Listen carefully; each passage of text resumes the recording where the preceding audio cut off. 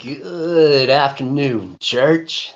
I hope that you're having a great Wednesday or whatever day it is when you are watching this, or night or morning or whenever it is that you might catch this. I hope that you're doing well and that our God is blessing you extremely well. He has blessed us here in Panhandle with some rain last night, and we are truly appreciative of that, and that He cares for us and takes care of us in such that way. This is after the sermon. This past Sunday, I was in Romans chapter 12, and specifically in verse 15, and I was trying to apply it to mothers. And this verse simply says, rejoice with those who rejoice, weep with those who weep. And really, probably the idea that I was trying to get across was that maybe more than anybody, I think that mothers are really good at doing this. And I think it I think it has something to do with probably mothers care for their children maybe more than anybody else. Could it be even more than fathers? Maybe. Probably not in every family, but maybe, in a general sense, maybe that could be true. And when you think about it, maybe you can see that whether it's in your own life, the life of your children, or maybe just noticing other people and watching mothers, whenever their children are doing something and it's a time to rejoice, it seems like mothers are always there to rejoice with their children, even if it is an embarrassment to their children.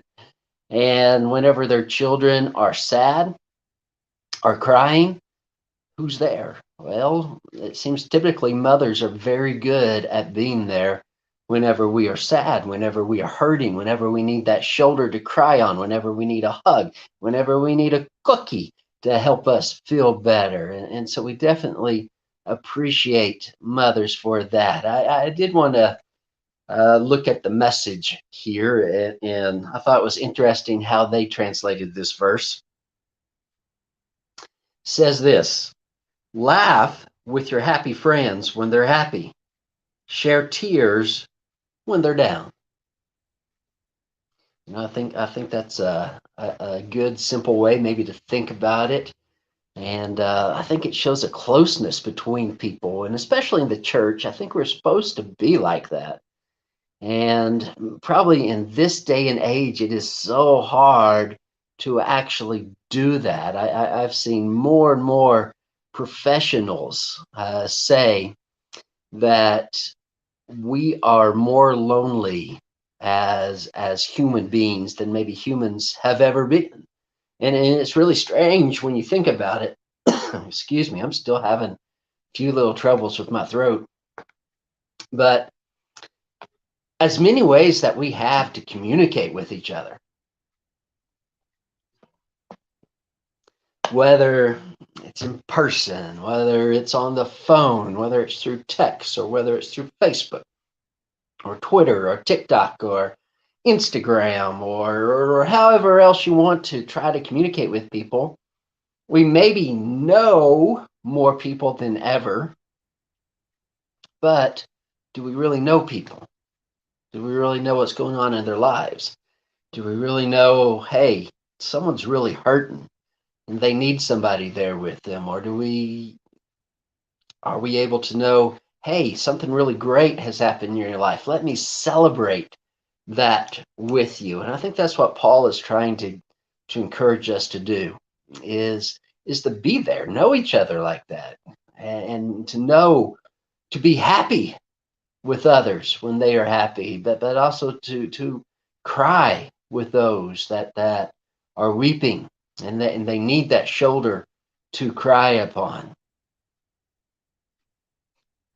So the challenge for us is, how do we do that?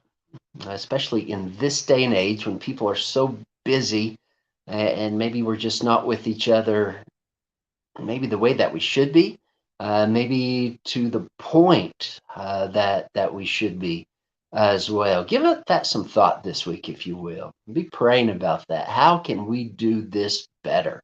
How can we be there for people? I mentioned Sunday that I used this verse in weddings and funerals.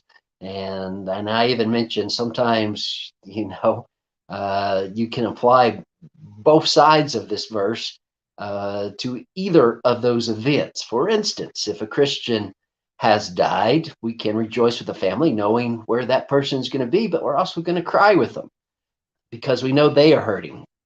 Excuse me.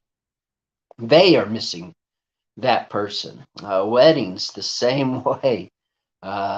It's supposed to be a happy time, right? And maybe most of the time we do that. But have you ever been to a wedding before to where one of the family members is weeping and it's not tears of joy? Awkward. Not necessarily a fun place to be at all. So Paul encourages us: rejoice with those who rejoice, weep with those who weep. And I think that is something that maybe all of us probably could work on. Maybe that's something all of us could possibly improve on. I hope you have a great week.